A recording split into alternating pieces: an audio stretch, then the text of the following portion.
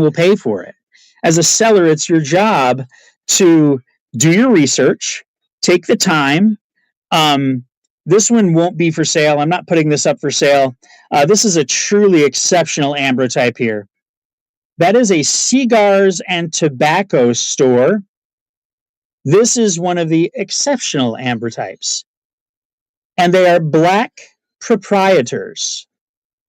You've got the black family proprietors of the cigar store. And that is one that I'm taking to the Allentown show and putting $750 on. But that's a wonderful ambrotype, and it just gives you a feel for the different levels. With photography, subject is 99% of it. Quality of image, all photography pricing comes down to being subjective unless it's something that was mass produced. Oh yeah, this will definitely sell. I don't even think I'll get beat up on that one. Then we have the next step in the process, which goes hand in hand with ambrotypes, is tintypes. It's the exact same process as ambrotypes, but instead, it's on a sheet of very thin steel. Now, this is something along the lines of an exceptional tintype. This is a $250 tintype.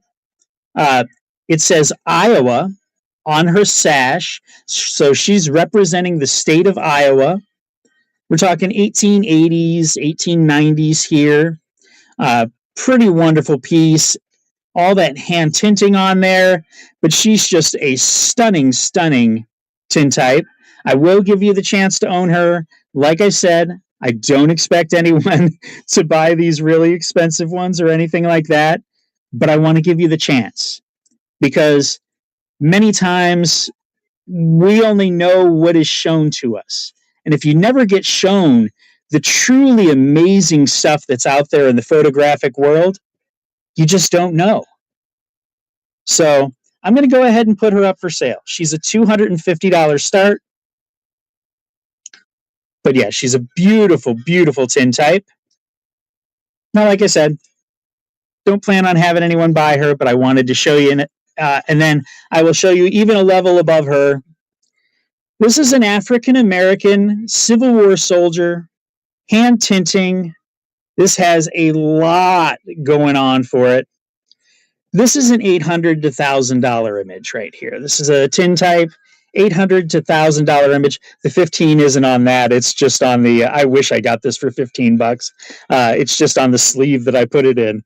But yes, African-American Civil War soldier. Wonderful image. This would be something in the $800 to $1,000 range. Like I said, like when people watch my shows and I'd say, yeah, I've got $1,000 photos all over the place. I do, but I buy so many photos. I have 500,000 photos here. And yes, I have a few $1,000 photos, but I have 500,000 10-cent photos, or dollar photos. So this is a really cool, this is the next step in the evolution of photography. This is a CDV. They are carte de visites, and you can identify them by their size. They're smaller than a cabinet photo, which are the larger on the cardboard. These are usually 2.5 by 4 inches. This is a bearded lady circus act, not one of the common ones either. This is a pretty rare one. I've only seen one other of this bearded lady anywhere ever. So I'm thinking he's not a common one to find.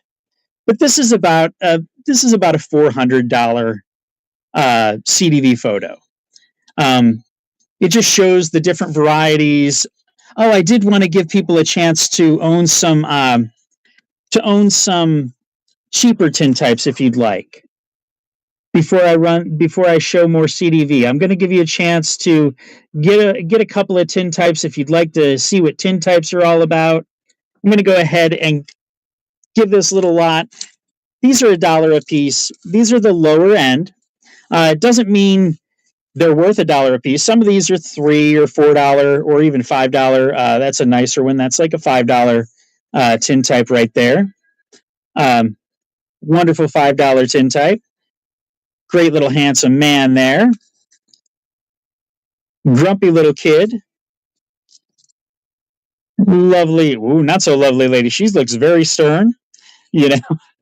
And then you've got this little guy here, but I sell them at $1 a piece because I have, well, I don't have tons of them right now, but normally I have tons of them. And these are not, these are not this.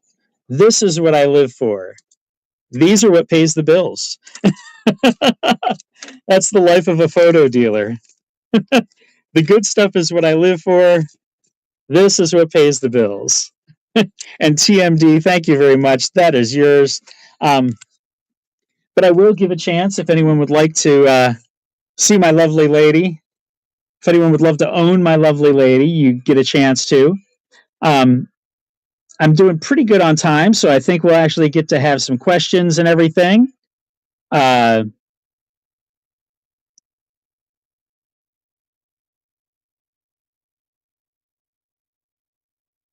she is up for grabs if anyone would like her.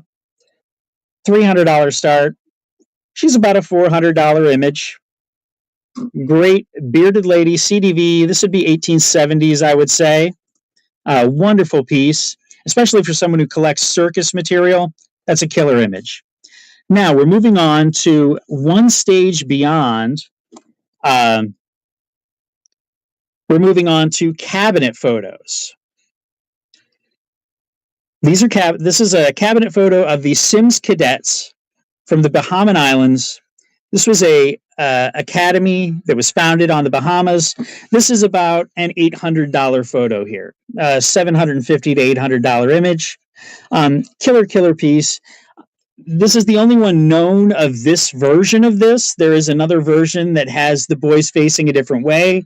But to my knowledge, this is the only known version of this exact image. But yeah, that's a killer piece. I'm not even going to run it because no one's going to spend $800 on a photo. But just so you know, it is in the shop, and if you want me to run it, I can do it. And then I'm going to show another exceptional cabinet photo. Now, this is a cabinet photo. Cabinet photos are 4¼ by 6¼ inches. They have a certain size. This is a mountain of bones. Those are all bones, human bones. A mountain of human bones cabinet photo. Cuba during the yellow fever epidemic there. Mass grave, all the bones. Another cool photo. It is in the shop if anyone wanted to take a look at it. Now, cabinet photos, I'm going to bring over a little group of cabinet photos just to give you a chance. And cabinet photos, what I'll do, I'll show you some of these because some of these can be $3 and $5 and $10 photos that are in my groupings here. And valuing photos, this is where the subjectivity of photos comes into play. Once you get into tin types, cabinet photos, and CDVs, subject is everything because you can just have an interesting photo. Like this is just a great landscape, and it's identified place. Then you've got this wonderful photo of these 3 little kids just standing there in the middle of nowhere. Lovely young lady. Nice back mark with the camera there. Sometimes the back marks can add value to the cabinet photos as well. There are a lot of people who collect back marks as well. Check this baby out here. Handsome gent. Look at her. She's just sassy. Love that. And then another handsome guy. But with cabinet photos, a lot of things can come into play with valuing. Condition, of course, but then also subject is everything. Subject. I always allow people to reach. People are always welcome to reach out if they have questions on valuing photos. I'm always happy to help people. I love helping people, and because I just love seeing the photos. So I'm going to go ahead and show these. They're up for grabs. Like he would be your typical dollar cabinet photo. She's a 3 to 5, better image. He's a dapper gent, $2 to $4. His value would be strong looking gent. Usually $2 or $3 on the nice cute babies they go for. Uh, that guy, he's a decent one, $1 or $2. This one might be the best one. That's probably a $5 image. But yeah, different valuations based on subject matter. And I'm going to get more into that at the very end because we really get into subjectivity when we get into snapshots. And we are about to get into snapshots. So, snapshots are a whole different monster. Okay? Snapshots is when people got to start being creative with photography and do it themselves and do it from home and just catch things. The date range for boarded image for the cabinet photos would be 1860s through 1890s, even 1900. The date range on CDVs would be 1850s through late 1850s through even the 1890s on those as well. This is the beginning of snapshot photography right here. This is an 1890 Kodak image, Kodak circle image. It's even got ID and everything on the back of it. They had these wonderful backs the Kodaks did, the early Kodaks, and they all had this circle image up until about 1891, 92. Then they would have just the full square. They got rid of the circles and did the full image. No, these are not from spy cameras. These are from a big box camera, a big Kodak box camera that used a string to pull the shutter. You would get 100 shots on a camera. You would send the entire camera back to Kodak. They would develop the film. They would give you a new camera that was loaded with film, and then you would get your prints, and they would send the prints on this wonderful board mount. But this is 1890. 1890, the birth of snapshot photography right there. Now that's a better snapshot. This is something that would generally go in the $40 to $50 range. These Kodak circle photos are pretty sought after when they're in nice shape like that. This is just a killer snapshot. This is a work of art. When people talk about photography as art, this is exactly what they're talking about. Look at this. The light, the feel, just everything that this photo is wonderful. This is just a snapshot photo, just something someone took on the fly, passing by, saw this great thing and said, I'm going to get a picture of that. This is like a $40 or $50 photo right here. This little piece of paper, just taken out of some random snapshot camera, is easily a $40 to $50 image. And subject and quality and imagery is everything for it. Then we go into real photo postcards, which are essentially snapshots, honestly. They were taken with similar cameras to what many of the snapshots of the time were taken with. This is actually Jack Johnson and Jesse Willard. This is the fixed fight. This is the fight. To my knowledge, there are no other exact images of this angle and this pose that I have found anywhere. So this was probably just taken by some random guy in the audience. He had a light leak in his camera, which is what this is. This is an original real photo postcard of the Jack Johnson Jesse Willard fight. This is easily a $300 to $500 real photo postcard here. Again, subject matter is everything. Then I've got, my regular snapshots. Oh yeah, all the people wearing the great hats back there at the time. Then you go into regular snapshots. Now, regular snapshots, I keep saying when it comes to valuing photos, subject is everything. There's people who collect cars. This is a wonderful car image. Usually $2 or $3 a piece they go for a single good car image. This is a nice early photo booth photo strip photo. early 1900s. Check out these gorgeous gals. These usually go for $8 to $10 for a good photo strip like this. That's like an $8 to $10 piece. Fun boardwalk image. It's a solid $1 or $2 photo. You might be able to get a little more if someone knows exactly what boardwalk it is. Some people go for the houses. I can get $1 a piece on a really good house, an interesting house. Then you've got things like with the fun frames. This is like a school photo, and he's got the fun frame. That would have been so his parents could sit him up. Then you got this gang of guys here. Just check them out. I love looking at the group photos. This is a solid few dollar photo here. Just a fun image. The kids in the chicken coop. Solid $3 to $5 image if you're selling individually. African American soldier. 1938, getting ready to go off to war. Lovely young girl and her dolly. And this is an early photo. This is early 1900s into the maybe 19 teens at the latest.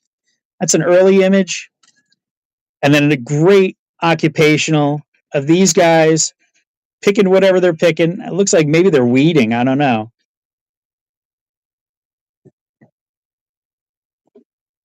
But yeah, these are your typical, your average $1 to $5 a piece snapshots. The value on the soldier, the African American soldier, they can go anywhere from $8 to $15 to $20, depending. If anyone knows who they are, they can go for a little bit more. But yeah, the value on the African American stuff is usually a little bit higher. There is a pretty high demand for it. But you're going to get your chance to own these. You get the whole group. Oh wait, that's the wrong thing. Oops, sorry, Emerson. That was for the carnival. Or did you want the carnival?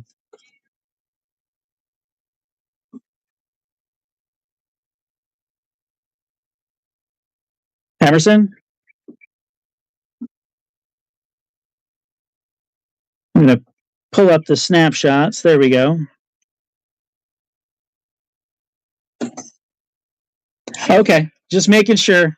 Did anyone pre-bid on anything else? I didn't get a chance to look at that. I don't expect pre-bids on auctions like these ones usually. Just making sure. But I'm going to go ahead and run that. I think. Am I going to be able to? Pin it. Run it.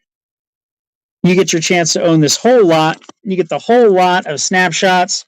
Now, for the last couple of minutes, I will talk about the subjectivity of photography.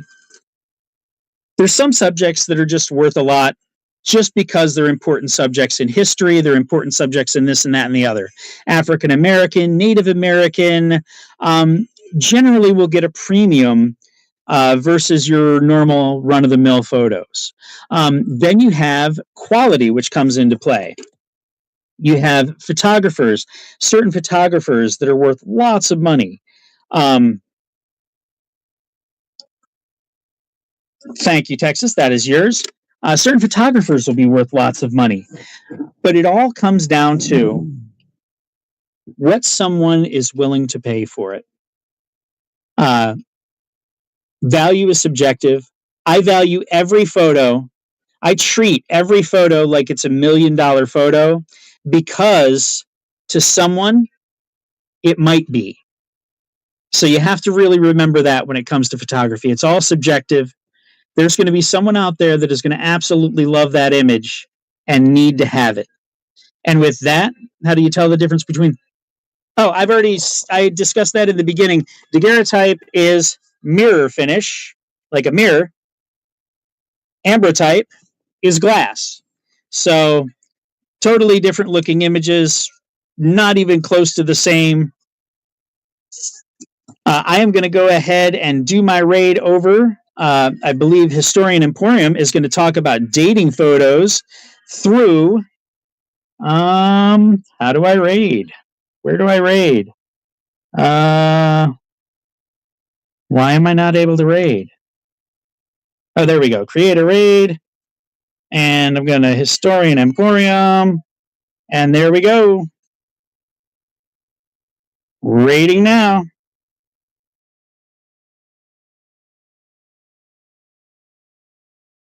Ready? Yeah, thank you for the raid. Yeah. All right, let's start the giveaway. You want to show the giveaway? Yeah. We can start the givey.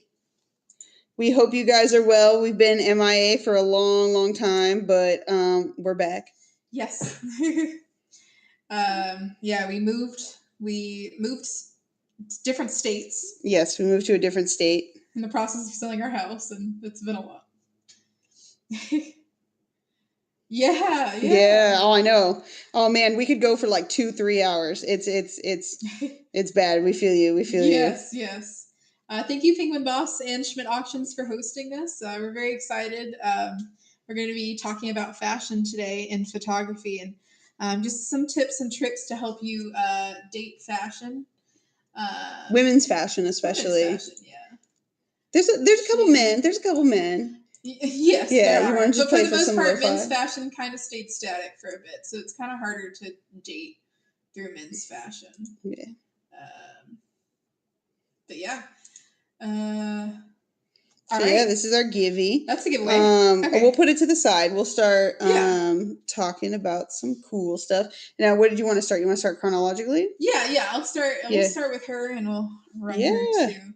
Okay, so we're gonna start with the 1850s. I kind of combined categories, 1850s and 60s. Sometimes it can be kind of hard to discern between the two decades, but basically, when you're looking at photos from the 1860s, you see very full skirts. So from the 50s especially, it was very round. So you had very round skirts that were structured with crinoline underneath. So like this woman's wearing here, it looks very round, as you can see, very full skirt. And then she's got like a fitted bodice up top. And then you can't really tell, you can't really see the waist from this photo, but it's probably pretty. It's cinched. Yeah. Due to the corset that they would be wearing. So yeah, I'll go ahead and start this. And she's got the little Pepe. She looks kind of happy. She's like laughing at her kid. Yeah. Happy moment. Ooh, this is new. Oh shoot. Okay. Oh wow, they've changed the auction thing. This is like kind of cool. It's been a minute. Right, it's been a hot minute. Yeah. This is different. Yeah. Okay, we like it. We like it. Nice. We're here. We're back. Yeah. And thank y'all so much. I know you've seen your comments. We're so happy to be back with y'all. Yes. We got a ton of cool stuff. And actually, where we're living now, we are living in the land of the Salem witch trials. Yes.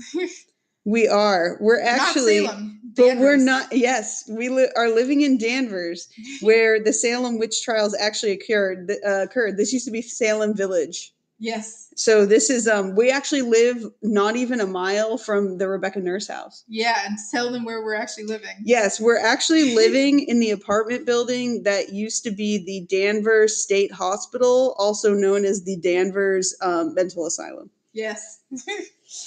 So it's been very exciting. It has been exciting. We definitely do think it's haunted. Some weird stuff have been happening here. But thank you, Nancy Fenton. Awesome. All right, so we'll move on. Thank you for your purchase. But yeah, just put that down here. Oh yeah, I'll put that right here. Okay, so let me find another good one. Ooh, this is spooky. Yeah, talking about really spooky stuff.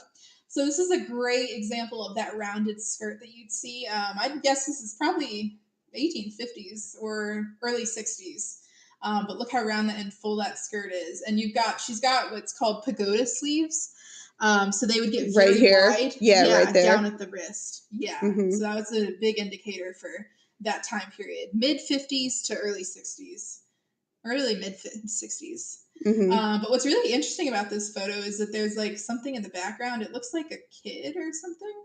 Or a woman taking a picture. I don't know. It's really creepy, though. It is creepy. So I love it. Yes, but it's a perfect example of that time period. Yes. And then, let's see. Let's move on to the next. Yeah, she's another example. You can see that cinched waist. It's kind of like a V style, like Like her bodice shape it's is like going a V. like a V. Yeah. So that's very indicative right of the period. So it's like a V-shaped bodice and then like a very full skirt that you can see coming out. Yeah, you can see.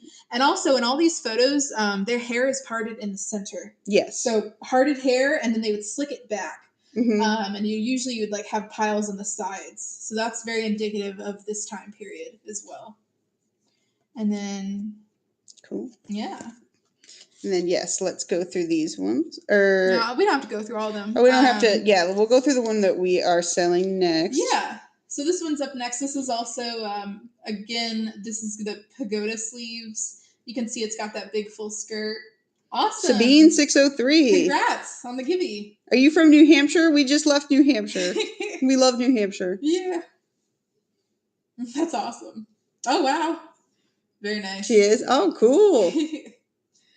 All right. So this one, I think that this one might be actually early 1860s. And the way that I think that, because if you look at her skirt on the left side, it kind of looks a bit longer in the back.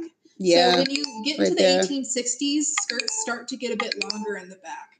Yeah. So you've still got the crinoline, you've still got the petticoats, very heavy, round skirts. Yep. But you start to see them get longer in the back in the 1860s. So yeah, so even if this is 1850s, it's probably later. Yeah. Yeah. Yeah. Mm-hmm. So I'll go ahead and start her. And it is a lovely chair. Look at that. Yes. It's very Empire. Yeah. What do you think? And so Empire was around 18. Well, Empire was Empire? I don't know much about furniture. That's something I don't know. I used to know about furniture. Yeah, I don't know. It looks very Empire. Yeah. But yeah, so these are all some good examples I have of like 1850s, 1860s. You want to look for those big round skirts. Yeah. Awesome. Thank you, Sabine. Thank you, Sabine. And then we move on to the 1870s. So this is the one good example I had. And it is our favorite example. This is definitely one of my favorite photographs in our collection. If y'all know us, you know that we love this. But I thought this was a great example of 1870s because you've got that big bustle in the back. Yeah, baby got bustle. You can see it there. Yeah. So the 1870s was what we call the first bustle era. So there's two bustle eras. The first one, you can see here, it's... so like I said, at the end of the 1850s, the skirt started to get longer in the back.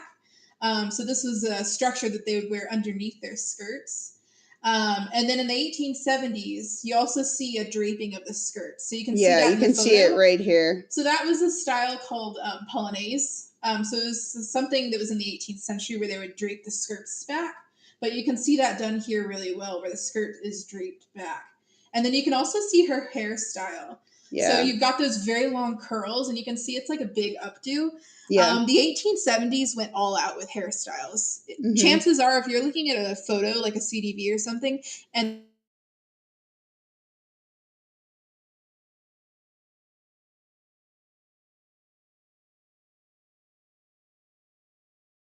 all sorts of knots and updos and things. And this is the best kind of picture for it because it shows all the back. So you get the full effect. Yep. Yeah. Yeah.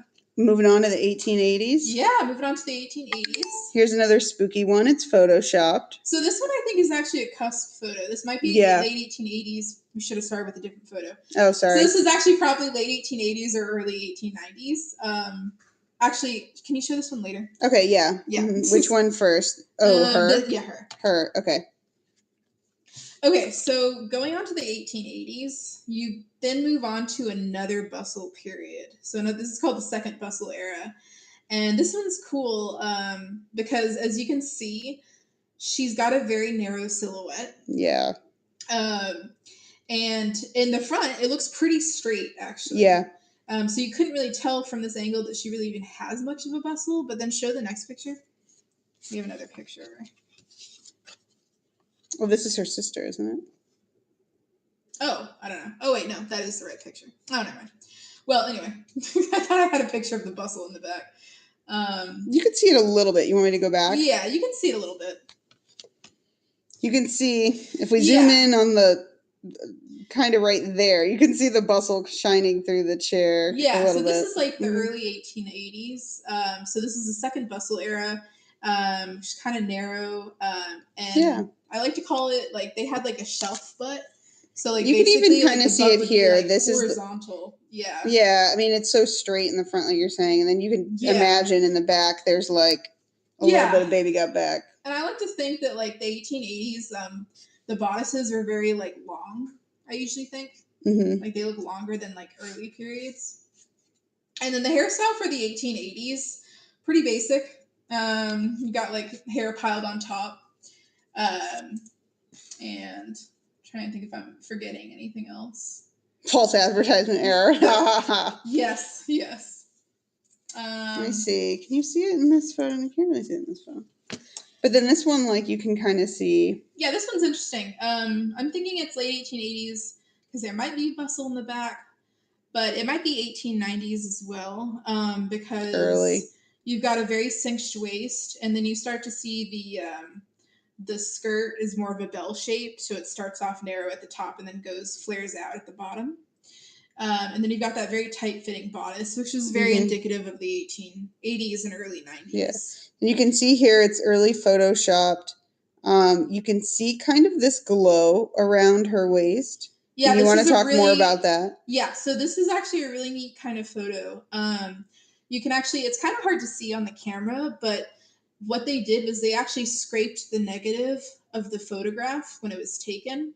So if you can see that it's kind of like, go near her waist. There's like, it kind of looks like a shadow almost. Looks like a shadow, right? So that was actually the original waist of her bodice. There.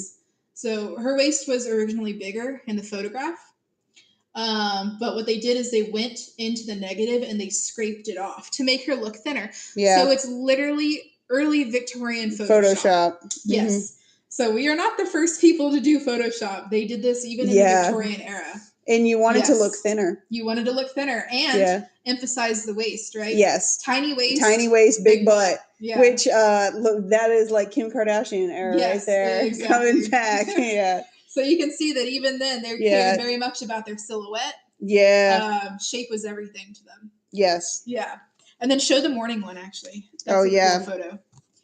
So this is a really neat one too. Yeah, I know. I love Photoshop in the early days. It's so fun. Oh, it's so fun. Yeah. But this is a cool one here. So this is a photo of two women in mourning. So they're actually wearing veils. And those probably would have been made of crepe, which was a popular mourning material. And you can see kind of the bustle on the woman on the left. Yep. You can see it's kind of like draped back a little bit.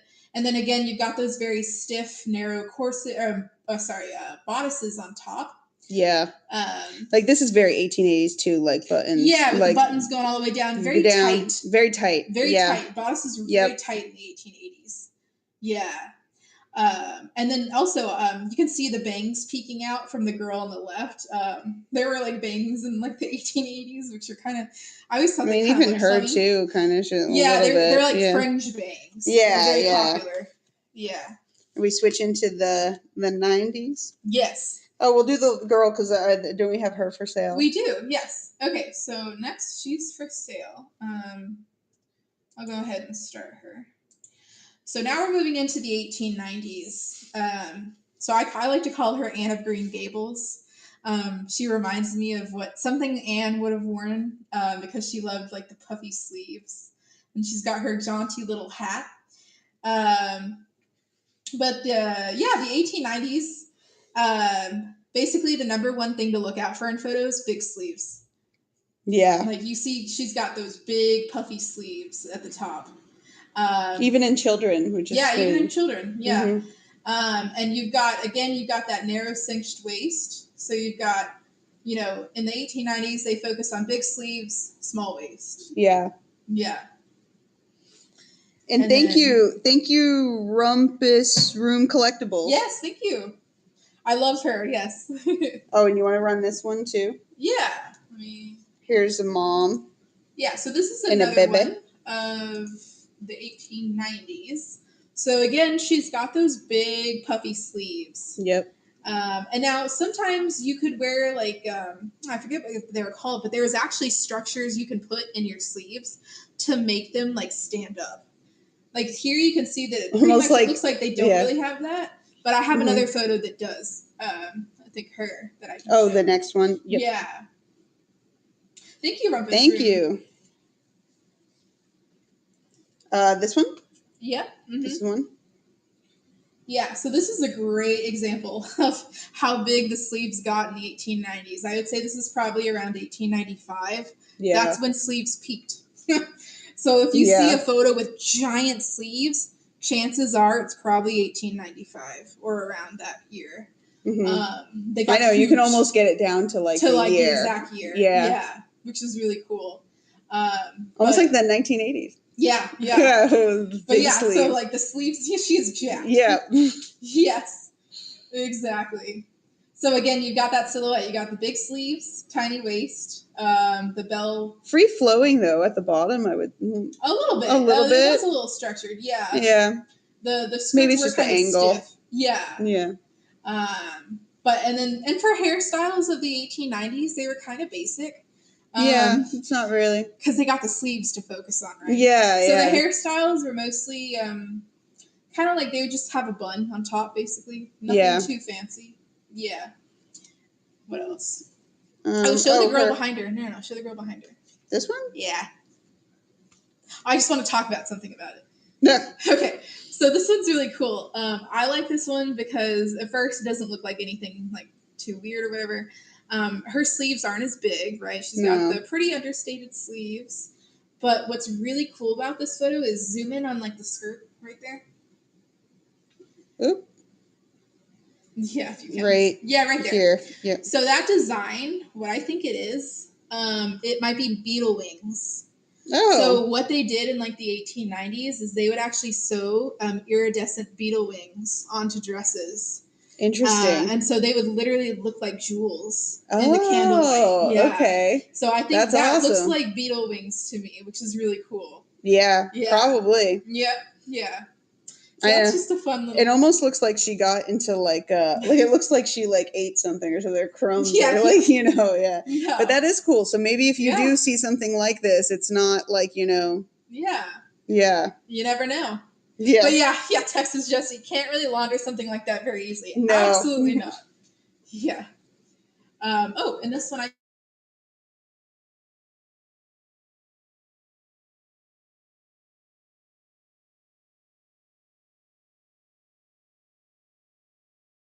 fashion, sometimes it's a little hard to tell.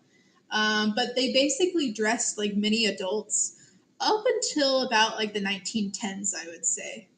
Yeah. Yeah. So they would kind of wear the fashions of their parents. Because childhood wasn't really seen as a thing up until the 20th century, really. Yeah. But that's a whole other story. But her mom must have loved her hair. Yes, I love her hair. Thank you, Nancy. All right. Oh, show the working. Oh, yeah, this is very cool. We love occupational. Yes, I love collecting occupational photographs, but I just think this one is super cool. This is 1890s. You got those big sleeves. But the cool thing is that I think that this was probably for a hotel or a restaurant. Oh, and definitely. These were the staff. You can see that they're wearing the aprons. It looks like they're wearing all sorts of different uniforms. I think that's like the chef on the end. Yeah. Yeah. Yeah. So that's just a really neat example of working class wear. Yeah. But also probably for the rich. Like this was probably a very fancy restaurant or hotel. But it also shows that even like for like employees and like staff and like even servants, you still get those big sleeves. Yes. No matter what. Yes. It's not like a class thing as much. Yeah. And then show the bike one, because that's a cool. Oh, this is So sleeves not as big, but still. Well, okay. So the cool thing about this is that this was. Well, she's got big sleeves. This was a bicycling outfit. Oh, cycling outfit. Cycling outfit. So these became huge for women in the 1890s. You have this idea. It's called the New Woman. So right, it was this concept of women, sort of the beginning of like the women's rights movement. And this outfit came around. It was called a cycling outfit. So basically, it kind of emulated men's fashion. So you would have women wearing shirtwaists that were tailored like men. They would have like bow ties on the shirtwaists. And then the skirts that they would wear could sometimes be bifurcated. So meaning that they were kind of like pants. They'd be kind of separate. So I can't tell in this photo. It's unsure of whether she's wearing an actual skirt or if it's bifurcated. Because sometimes they were disguised to look like skirts. But they would allow you to sit on a bike by spreading your legs, which is really cool. That is very cool. Yeah. And then moving on to the Edwardian era. You want to run this? 1900s. Oh, yeah, because it's 8:50. Oh, yes. We got speed through. Sorry.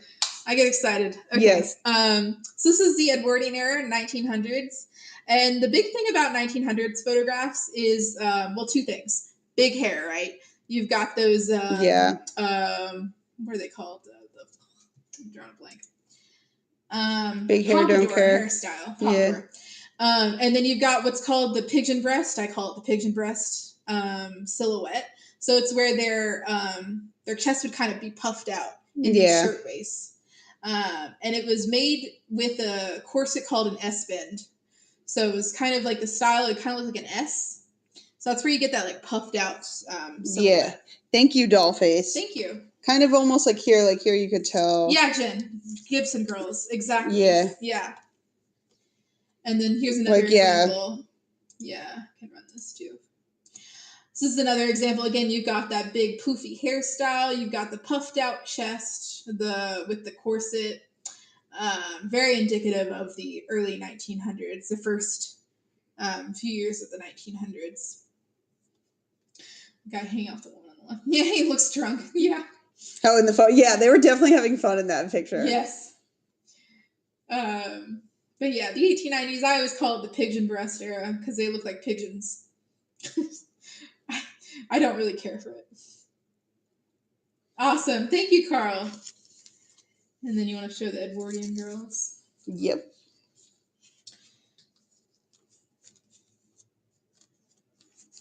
I don't know. I can't hard time with this.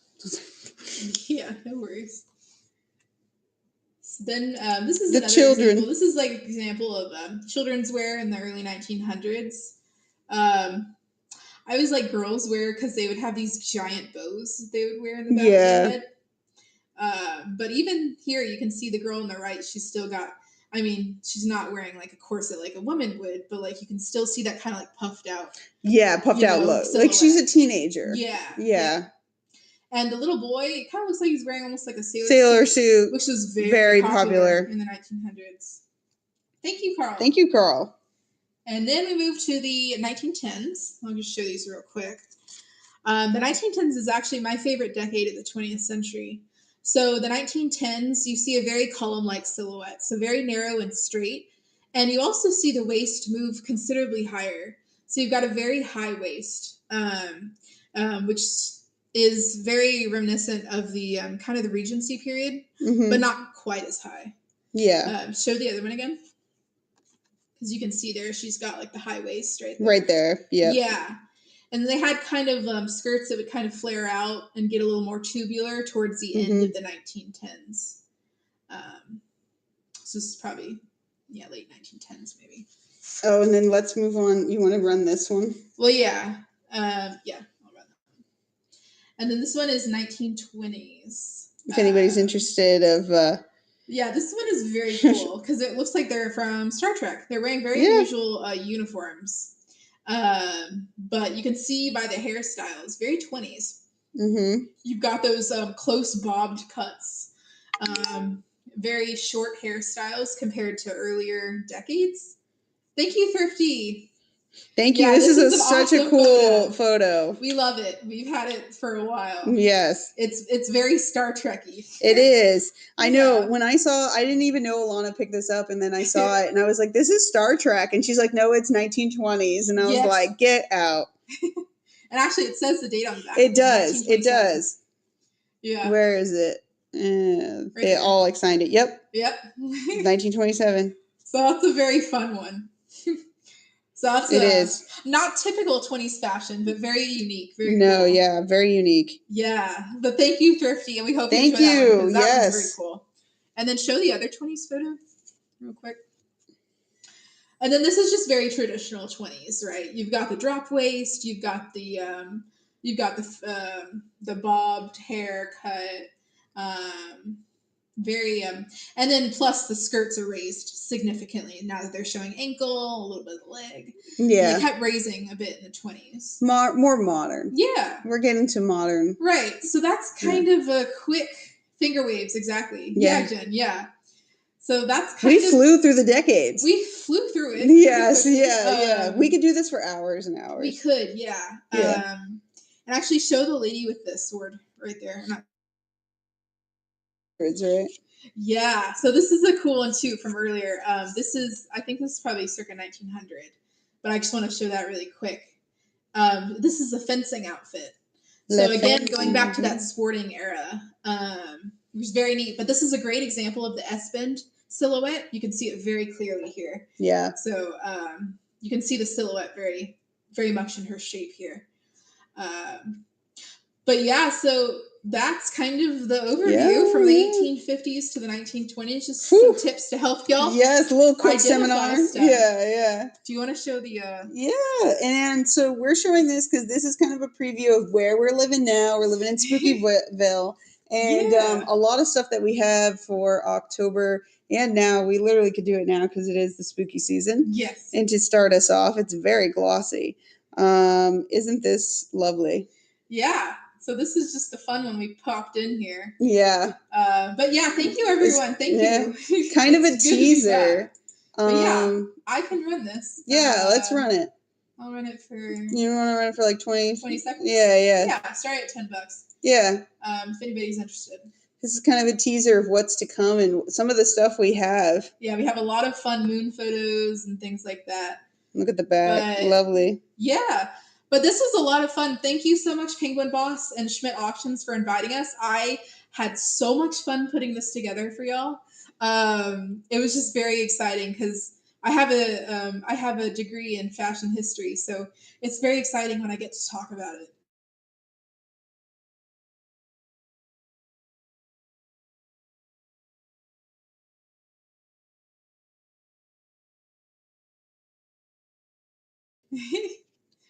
Yeah. But yeah. Oh, you want to show the daguerreotype? Yeah. We have about 3 minutes left. We have 3 minutes left. Let's show these two real quick. But yeah, thanks everyone. It's been a lot of fun being back with y'all. So this is a cool one. I think this might actually be potentially even late 1840s, maybe early 1850s. Definitely no later than 50s. And this one's actually, I think it's like a photograph of an earlier photo, like of a daguerreotype or something. Yeah, that they put maybe in. Like maybe this one was getting kind of, and they put a photograph. Like it's like a solar enlargement, but small. Yeah. It definitely is. You can tell by the hands. You can see the off the shoulders. That was very popular in the 1840s and 50s. Yeah. And look how tight that bodice is. It looks like she can barely even move her arms. Yeah. It was very common in the 40s and early 50s. Stiff. Very stiff. Yes. It looks uncomfortable just looking at it. Yeah. And then show the other one. This one's very cool. No, this isn't the one I thought it was. Oh yeah, but this is just a cool one too. Very 1850s. Again, you've got that hair on the side. Sorry, trying to see them. And also a thing to look out for in the 50s and 60s, they would wear lace collars. So you see, especially the lady on the left, or on the right, sorry, you got that big lace collar. Very popular in the 50s and 60s. They may have been twins. I don't know. Yeah. All right, so how do I read? Oh, yes. Let me see if it's changed. And we're going into paper. Paperboy, yes. Yes, Paperboy. Okay. Wait. Do y'all know how to raid? We haven't done this in a while. I got it. Oh, okay, raid. You got it. Yep, I got it. Okay. All right. Thank you, everybody. It has been a while. Ooh, no, I did the wrong. Okay. It's been fun. Okay. Thank you. Not 9. Oh, wait. We got to wait? I don't know. Do we have to wait till 9? I don't know. I don't know. We're noobs again. Right, okay, we're good. Okay. See you. All right. See y'all. Thank y'all.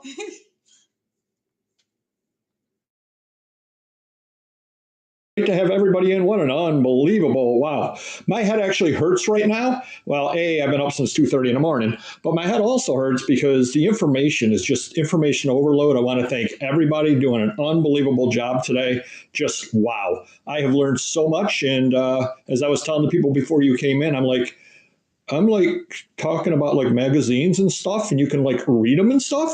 Welcome in, everybody. I'm Paper Guy from $1 Million Peddlers. Do check us out on YouTube. All items today sold as is, where is the present condition. I'll point any flaws as I see them. Everything is a $3 start, 30-second auction. We go through everything in order. Join the giveaway, and we're going to get going. And we were talking about, a lot of people were talking about postcards a little earlier. If I could chill just for a moment. That's quite unlike me to do so, but I'm going to do so. Check out the $1 Million Peddlers. We had a long interview, 2-hour interview yesterday with Popeye's Postcards. 2 hours, real deep dive into postcards, so do check it out. And Dollface44, welcome. So magazines is what we're talking about today. They actually started in the 1600s, believe it or not, in France and Germany. Magazines from the 1600s. Really, really neat. I did learn something new today doing a little bit of research. I learned the difference between a magazine and a journal. A little bit of trivia for you. If the number starts with 1 with each issue, it's a magazine. If it continues numbering throughout the year, so if the February issue starts with number 25, it will be a journal. And now you know.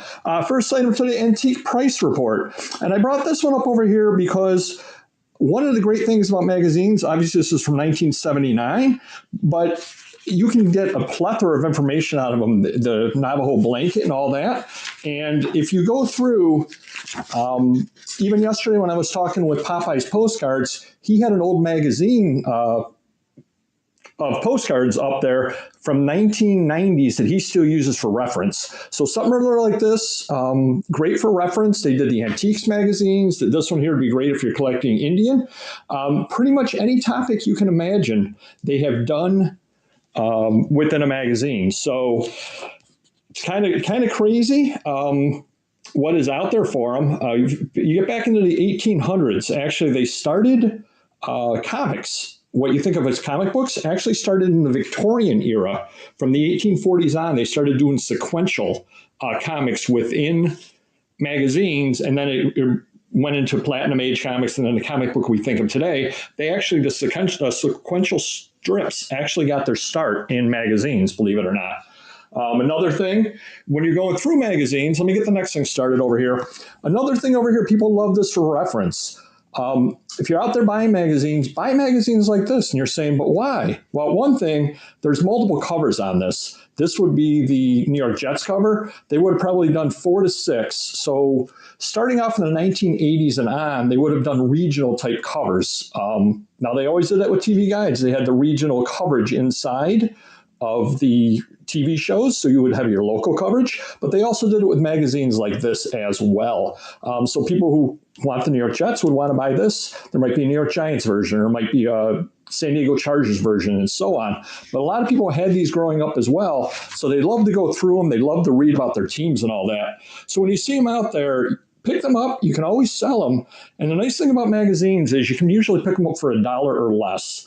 A lot of people don't put any value at all on them, and you never know what might be in there. Another little fact that I learned today was the number 1 current magazine is AARP, with 2 million copies a month being printed. A little spoiler alert, if you're a reseller, do not buy AARP. They make 2 million copies a month. So that is not a magazine that you would want to purchase for resale. I don't believe I've ever sold one, as a matter of fact. So it's not one that you would want. Another thing that is great in magazines, they are a lot of the snapshots of our time. So this is from the 1970s. Kate Jackson, you got the Taxi Star, that's Tony Danza, Eric Estrada, Elvis, Sally Field, and so on. And people love these things as well. Now you're going to find that the magazines from the 80s and 90s actually are doing better than the stuff from the 40s when you get into this. Why, you ask? Nobody remembers who Marlene Dietrich is. Nobody remembers who Lupe Velez is. Well, I do, but nobody else remembers who Lupe Velez is. They remember the people that they grew up with, which would be the 80s, 90s, even early 2000s. Now, one thing you have to look for whenever you pick up magazines like this, and especially the teen magazines, you have to check for completeness. A lot of people will clip and would have taken the posters out, or they would have taken all the pictures out and put them up somewhere or other. So you always want to check any kind of this sort of magazine for completeness. Another thing over here, here's an interesting story for you. Best Songs magazine, I believe this was put out by Charlton. Charlton was actually a mob-run company. When they first started, they started doing the lyrics. They never got the okay from the copyright holders. The guy ended up going to prison he never got the okay. Then when he got out, they started like doing it the right way. But then they did a lot of comic books as well. They were the only comic book company that did their own printing, but there was no quality control whatsoever. So you need to be very, very, you're not going to find the Charlton stuff in nice shape, generally speaking. Really cheap pulp paper, the cheapest paper they could get, and it would fall apart. So anytime you see the Best Songs and all these, this happens to be a nice conditioned one, but you need to be careful. A lot of them are split right up the spine and they fall apart in your hands. Why? Really, really bad printing because they didn't care. They really, truly did not care. Up next, and this one did have a pre-bid on it, Rockhound magazine. And again, I was saying there's a magazine out there for anything whatsoever, where and how to find gems and minerals. So anything you can think of, they've done a magazine of. And, great for research. People love to look through magazines like this. Sometimes the oddest magazines that you find are the best ones.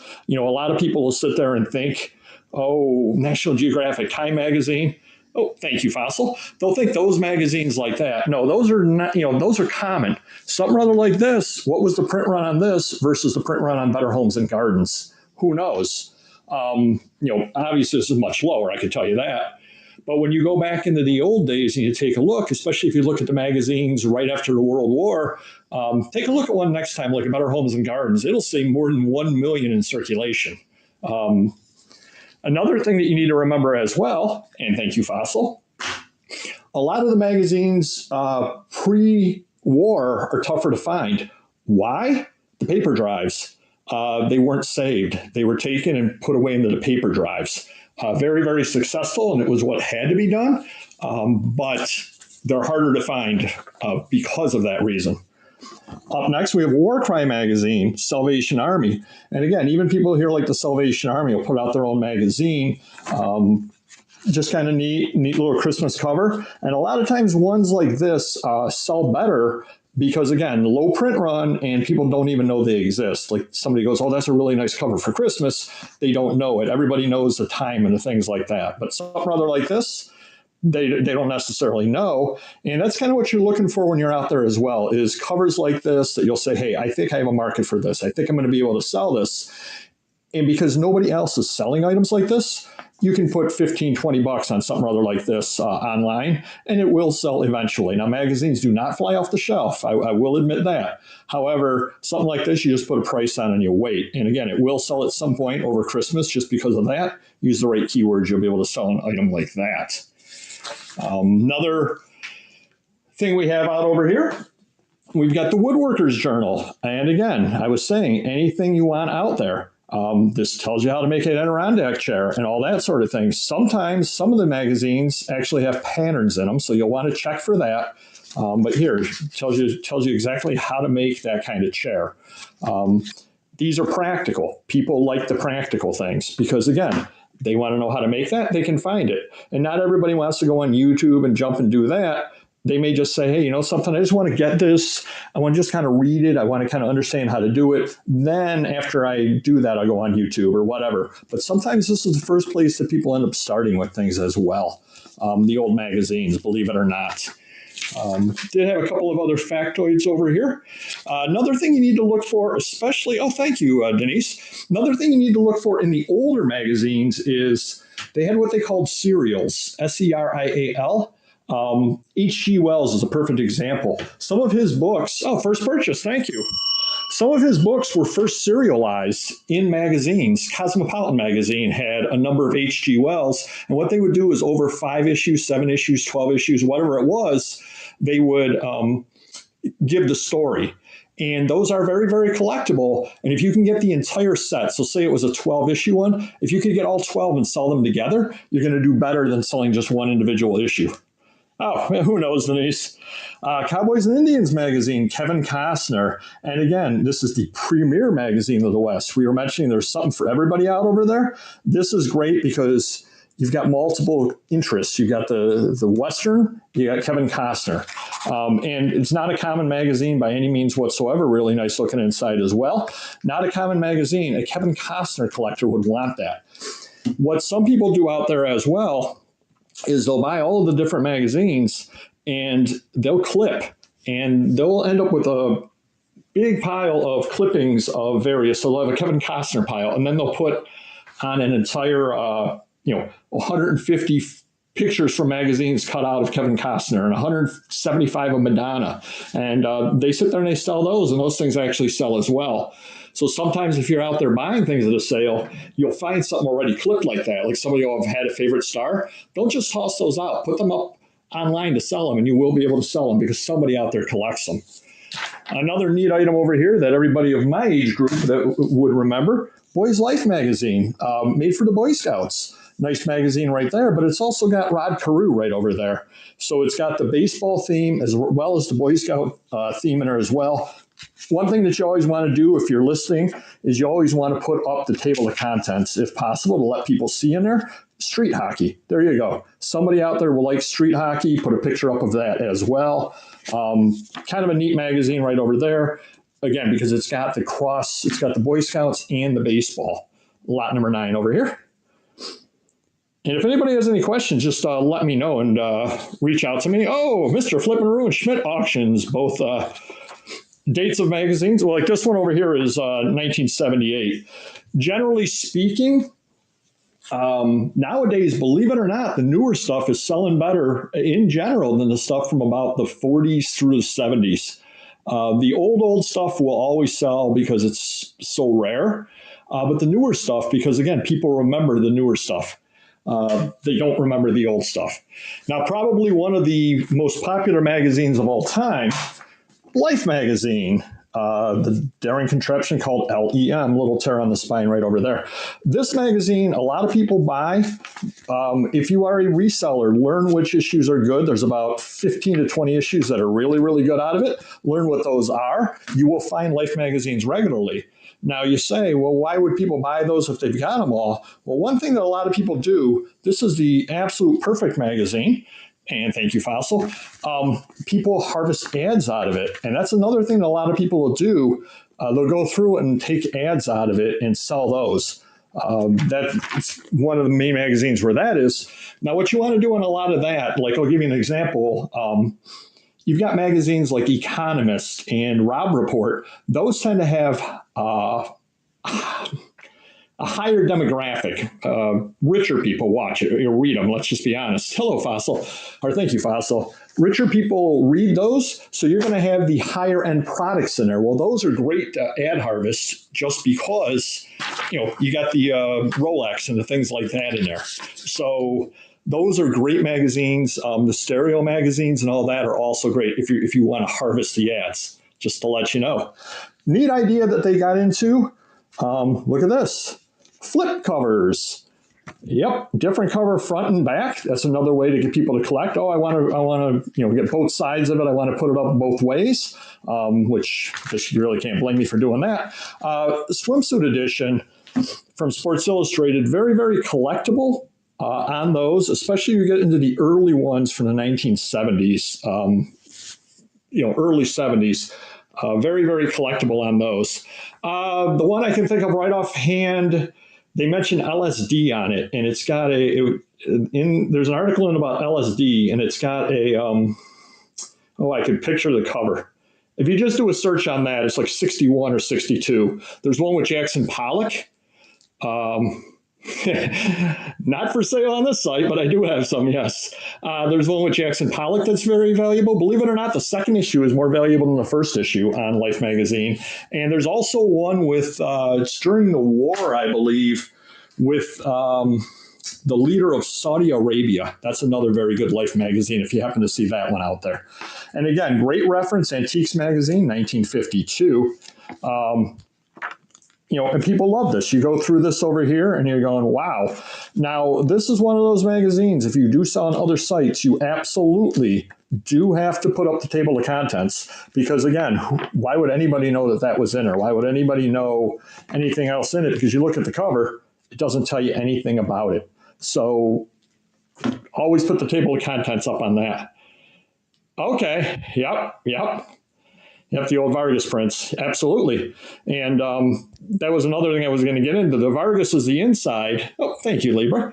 The Vargas is on the inside, but a lot of times people buy them because of the cover artist as well. This one doesn't happen to be marked, but you get into Norman Rockwell, everybody knows. Some of the early Saturday Evening Posts just have absolutely gorgeous covers on them. You got Winship did a lot of covers. And after you've been around for a while, you begin to recognize the various cover artists and you say, that's a better one, that's a better one. So there's so many, thank you, Libra. There's so many different reasons that magazines sell. It's just amazing. And you can generally buy them very, very cheap. Mad Specials, Super Special. Now, this is one that you have to look at. See, it's got the stickers, but the stickers are not in mint condition. Obviously, there's worth more if this is all intact. One of the problems with these, though, is because the stickers went around, a lot of times you'll find the stickers stuck together. So you'll want to definitely check that as well. You'd be able to get a premium if the stickers were all intact inside on that. Oh, those early 1930s and things like that. Oh, my goodness gracious. Absolutely gorgeous covers on that. Another thing, harvesting ads, yep, they'll do that. Now, the one thing, Mad Magazine is one of the few magazines that can actually, until recently, 10, 15 years ago, they did not allow any advertising in Mad Magazine. They did not sell any advertising. So they could actually go media mail because there were no ads in them. They changed that about 10, 15 years ago, and they did have advertising. But most magazines cannot go because it does have the ads, which, again, is kind of silly. Who's buying something from an 1868 ad? But those are the rules. Up next, Time Magazine, very, very common one. This, if you're listing, don't bother putting the table of contents up. Why? If I can even find it in here, all it does is it lists the sections. So it will say, page 12 is national affairs and page 15 is local affairs and whatever. So these, what you'll want to do, look at that. If you were an ad harvester, absolutely beautiful ad right there. If you go to another nice ad right over there, you see? That's why people cut these things out, and they do that. Ford trucks and on. So something like this, you want to go through because you absolutely never know what might be inside of them. If you get into the 60s, one of the great things of the 1960s Time and Newsweek are civil rights movement items. They always go very, very well. So it is worth the time reading through the national news part of it. And you'll find, hey, they're talking about March and Selma. They're talking about Emmett Till. They're talking about, and as long as you note those things, put a couple of pictures up, you will make the sale on something other like that. Just to let you know, most of the other people out there do not take the time to do that. So that'll give you a definite advantage over them. And coming up next, thank you. Coming up next, okay, this one unfortunately is not in the greatest shape, is missing the back cover, but look at the size of that. That's even larger than a Life magazine size over there. Woman's Home Companion from 1904. And you'll find these things out there regularly. And again, just beautiful, beautiful magazine. I mean, look at the ads all throughout in a magazine like this as well. Just a great, great magazine, the old fashions. Let's just say you wanted to date photographs using old fashions. Just saying. Not that anybody ever does that, but let's just say a great reference for things like that. Lot number 15 here. So great, great item right there. We do have a pre-bid on that as well. And thank you, Libra. Another thing that I was going to talk about that we didn't have any examples of today, but that are out there, are pulp magazines. And you definitely want to look for them. They're called pulps because of the paper they were printed on, pulp paper. Very, very hard to find those in high grade because they were printed on such terrible, terrible paper. But you'll find the first appearance of Buck Rogers, the first appearance of Tarzan. Those all came in the pulps. The Shadow, who knows what evil lurks in the hearts of men? Thank you, Denise. The Shadow knows. Doc Savage. all of those kind of things all came from, and then you get it kind of into the whole science fiction stuff as well, Astounding and all that. They all came from the pulps. So pulps are great to look for, and there's some super rare pulps out there. There are some black pulps and some horror pulps and things like that that would just bring insane money. I think there's one called like Harlem Romances or something like that, that if you ever see that, buy that in a second. I don't care what they're asking on it. Super, super rare. Mechanics Illustrated. This is what they call square bound. Notice how something other like this is all stapled? This actually is glued. So that's actually glued in. They would call this a square bound magazine.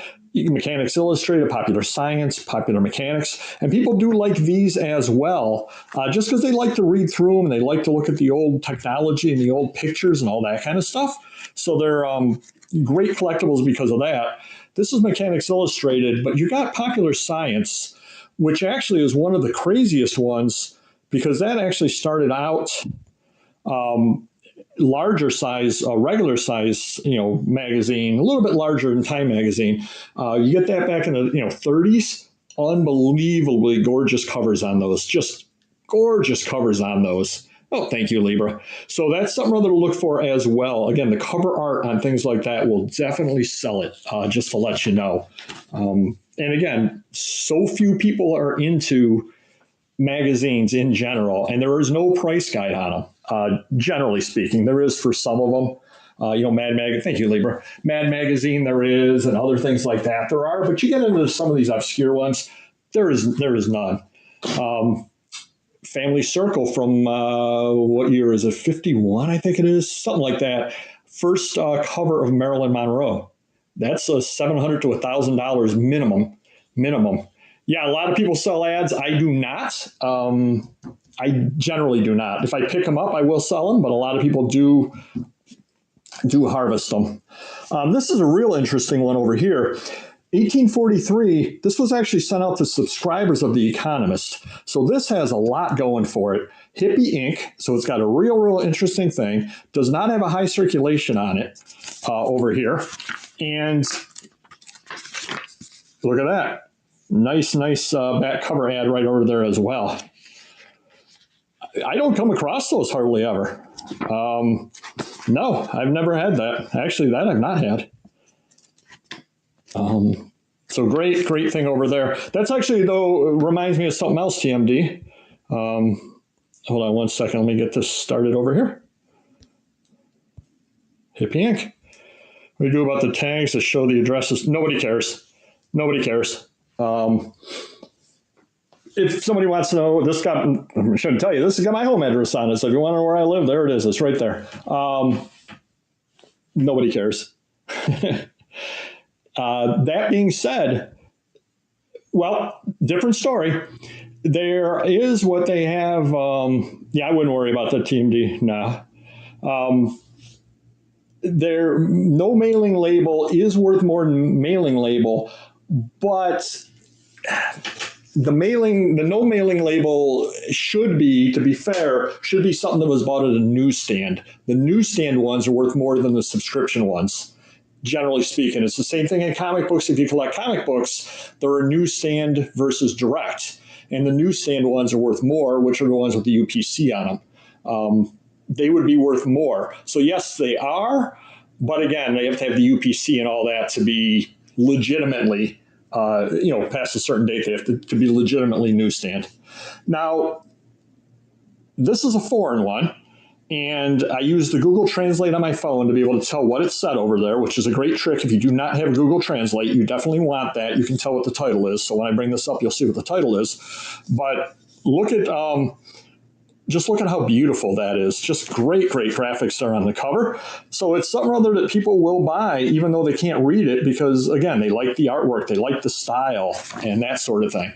So neat cover right over there. On that one right over there. Mother Earth News actually does not sell that well, believe it or not. I do have a first issue sitting here that I'm hanging on to, hoping that at some point the market will change on that. Starling and Blue Pinkies. Trust me, I cannot read Ukrainian. But that's what came up with my Google search on that. But yeah, Mother Earth News does not sell that well. Really does not. National Geographic is another one. Obviously, most people know that doesn't sell all that well. You can harvest the Coke ads out of the National Geographic. So that's what a lot of people do on those. I got a few more left. Great magazine right over here. Now, this is always a good magazine. New Yorker. Old art magazines,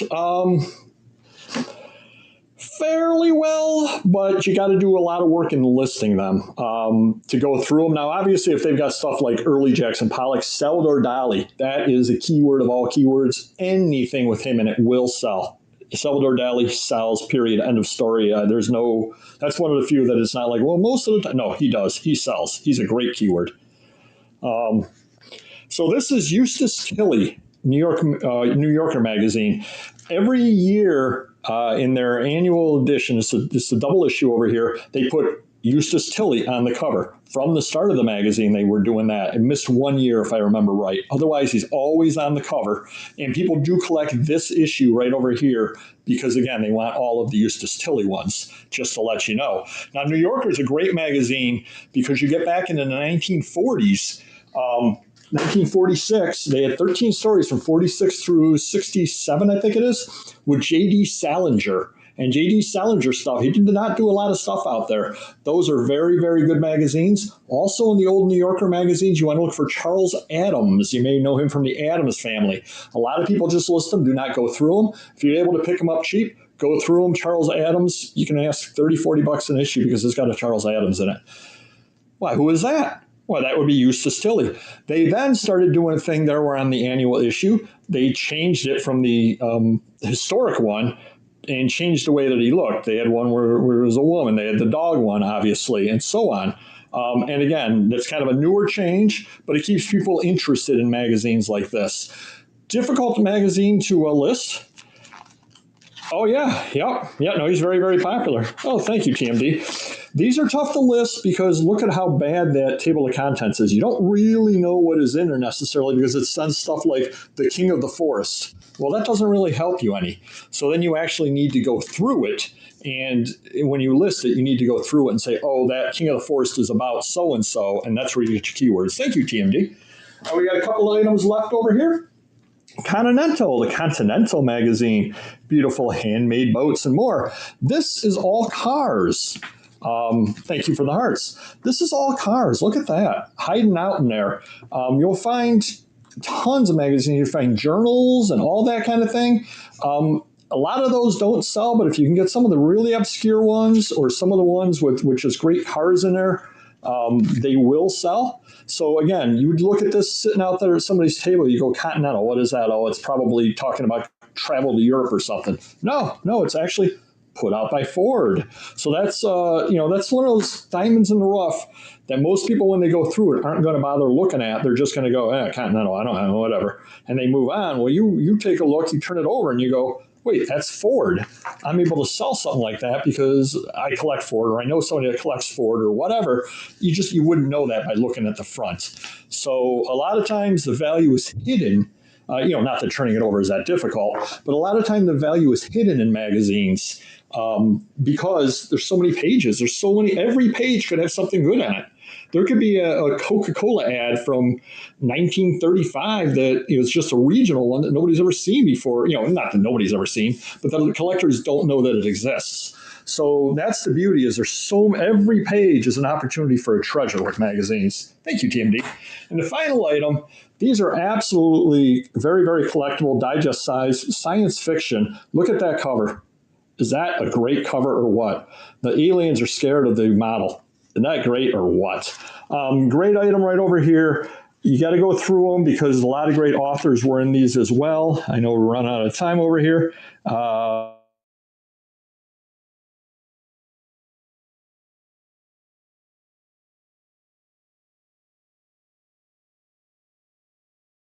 L. Ron Hubbard actually did a lot of work in pulp magazines. And in fact, the first appearance of Dianetics is actually in a pulp magazine, one of the science fiction magazines like this.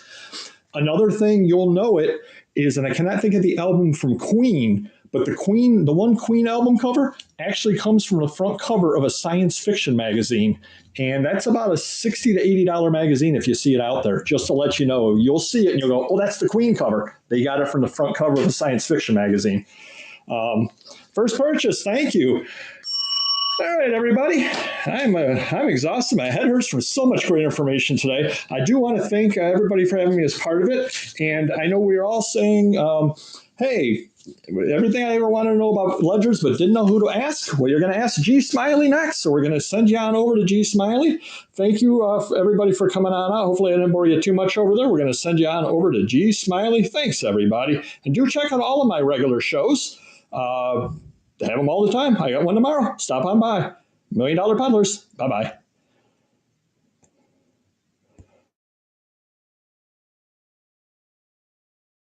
What a great show. Oh my God.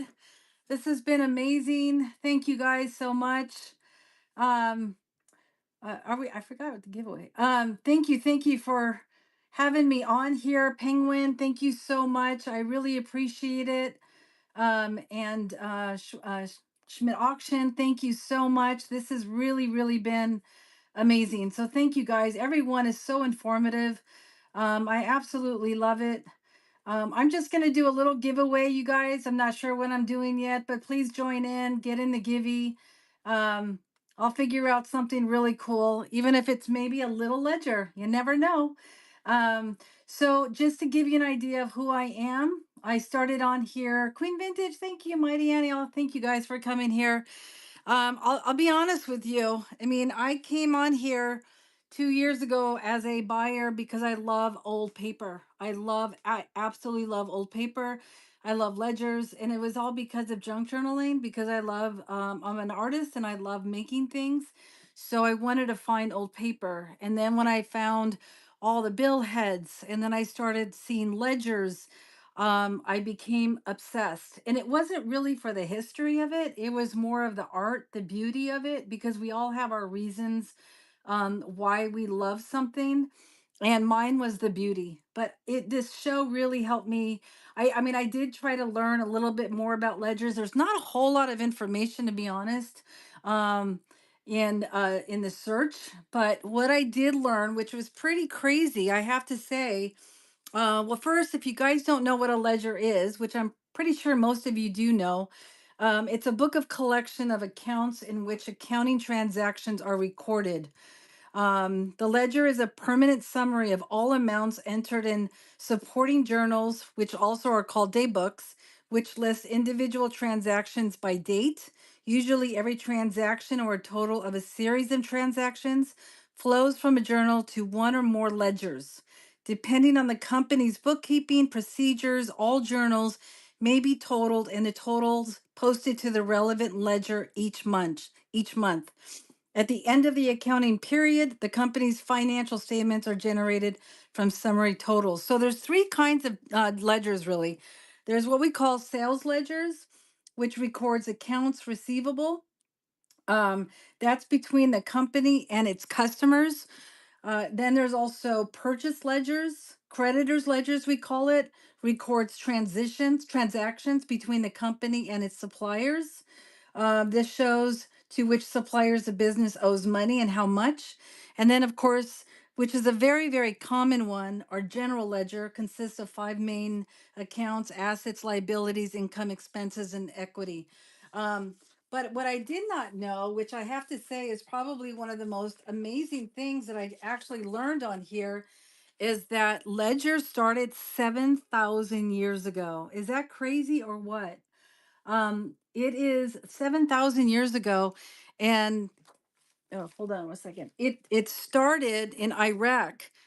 They were clay tablets used to record lists of expenditures, all goods received and traded. At the time, the ledgers were self-kept in templates that were considered the banks of the time. But this is like the one of the first. The 70s were obsessed with. Oh, okay. Oh, yeah. So thank you. I'm actually really learning a lot about it.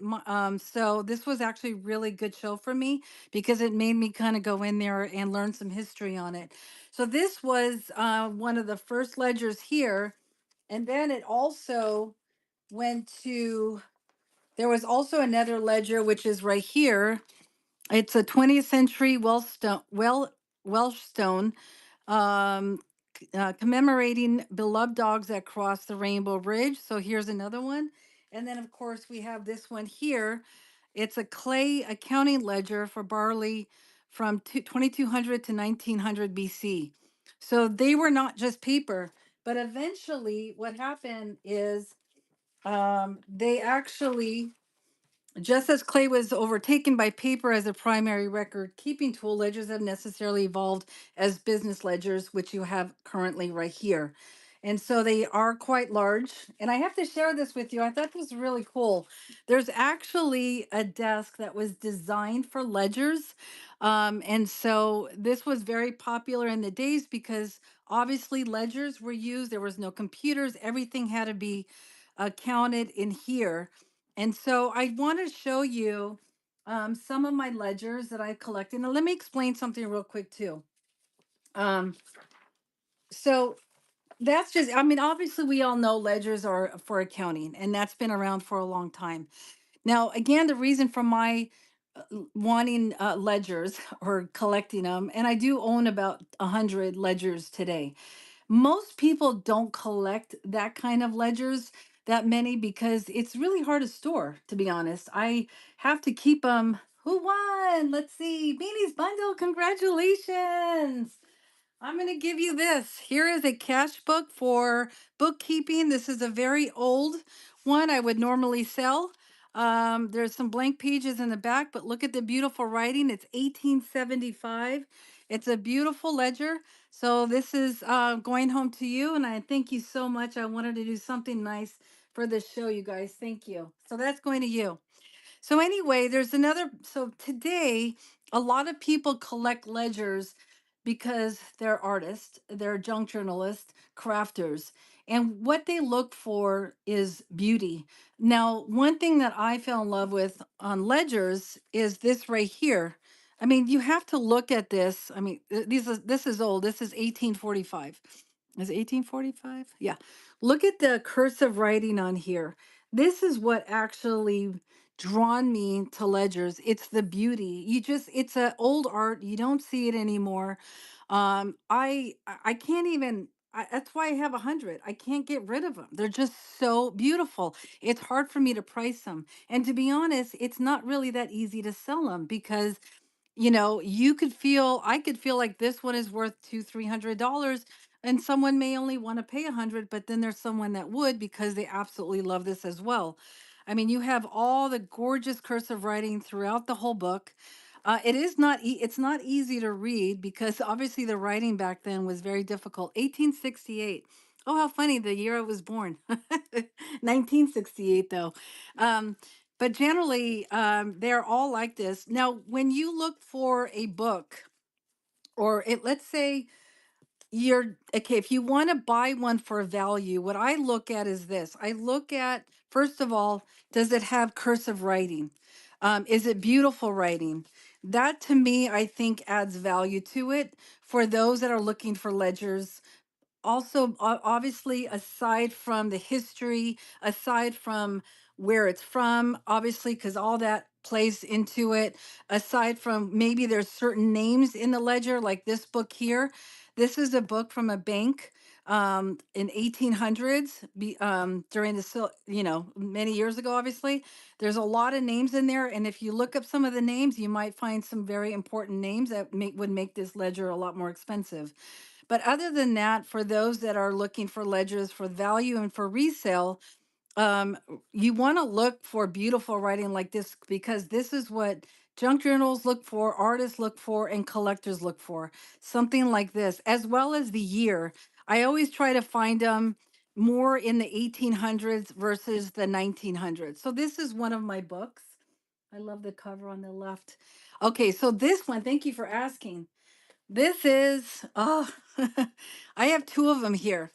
And this is 1827. This one is 1807. Now just look at this, you guys. The feel of it, the paper in here. is just so amazing. It's that rag paper. So what they used to do back then, and you see the X's, when they were finished with the page, when they were finished filling it out, they would either exit or they would line the bottom. So that's why you have it X'd right here. Thank you, thank you. Yeah, this one is absolutely gorgeous. Again, it's really hard to read some of this. I try to read it. Let me see if I can read any of this in here right now. You'll also find sometimes some amazing little notes like this that were in here, 1835, which I keep with the ledgers. This one, let's see, Bronin. I can't even read this one. It's just one of my favorite ones. So I have this one. I also have this one here. I like it when it looks very old and dated, obviously. Then you have, it's so interesting to find some really, oh, look at this letter, 1833. Again, if you guys can read this, let me know. Summary of born in May 5th. So basically, these are two of the ledgers that I absolutely love. I'll show you some more, but I did learn also recently that on how to read them. So like this one here, I always wondered what the DR meant, but it actually means debtor. So it shows the purchaser's name, the date was obtained, and the value of the exchange. And the DR is for the debtor for all that information. So just so you know, it doesn't mean doctor, it just means debtor. And here's another one with more just beautiful writing that I look for in a ledger. Also, the other thing too, when you're looking for value, if you ever want to buy them and resell them, is is it in pencil or is it in pen? This is pen is just very light, but pen definitely adds, I think, more value to the ledgers as well. It just brings that beauty out, as well as how many pages. So not, if you're looking at pages, remember, it's not the number, it's the actual sheets, how many sheets, because people do, unfortunately, and I do, I've really now I've become pretty like I don't take them apart anymore. Yes, when I first started buying them, I was taking them apart, selling the pages at $2, $3, $4 a page.